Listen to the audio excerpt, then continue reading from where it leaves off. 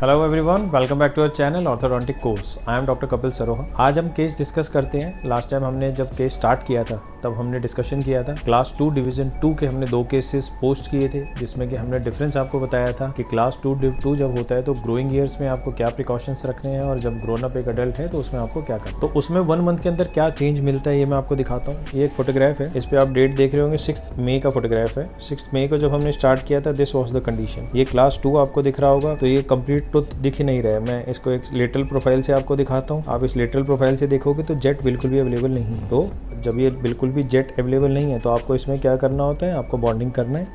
पहले केस को सिंप्लीफाई करना है। सिंपल चीज़ ये है कि अगर क्लास 2 डिवीज़न 2 मॉलिक्यूलेशन आपको मिल रहा है तो rather than getting complicated things done कि आप पहले 4 निकालो, एकोमोडेट करो, पहले आप केस को ईजी कर लो, क्लास 2 डिव 1 बना लो, that we most are trained इन।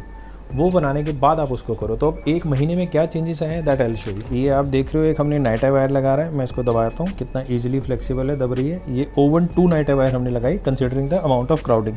अब आप चेंजेस इसमें देखो, ये नीचे इतना स्पेस हमारा ओवर जेट में आपको दिख रहा है कि यहाँ कितना स्पेस है। मेरा ऑलमोस्ट माउथ मिरर का हैंडल पीछे पूरा चला गया, टूथ बिल्कुल ऊपर उठ गया।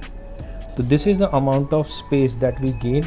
क्लास 2 डिव 2 के केस में बहुत ज़्यादा इंपॉर्टेंट होता है। सबसे पहले आपको ट्रॉमा बंद करना। क्लास 2 डिव 2 के पेशेंट्स बहुत ऑफनली कंप्लेन करते हैं कि लोअर आर्च में pain because it creates the trauma from occlusion. Bone loss होता है, जिंजाइवल लॉस होता है। तो सबसे पहले जो हमारा रीज़न होता है उसके लिए होता है कि आप ट्रॉमा को बंद करो, आप टूथ की लाइफ को बढ़ाओ। Being a dentist you have to focus on the functional efficiency of the patient, कि फंक्शनल एफिशिएंसी और स्ट्रक्चरल बैलेंस होना चाहिए। देन द एस्थेटिक हार्मनी, जिसके कि हम जैक्सन स्ट्राइड कहते हैं, वो सबसे लास्ट में आपके लिए। पेशेंट्स के लिए aesthetics is the number 1, but being a dentist आपके लिए स्ट्रक्चरल बैलेंस जरूरी एक होना चाहिए। So this is the case. If you have any question, you can surely ask us.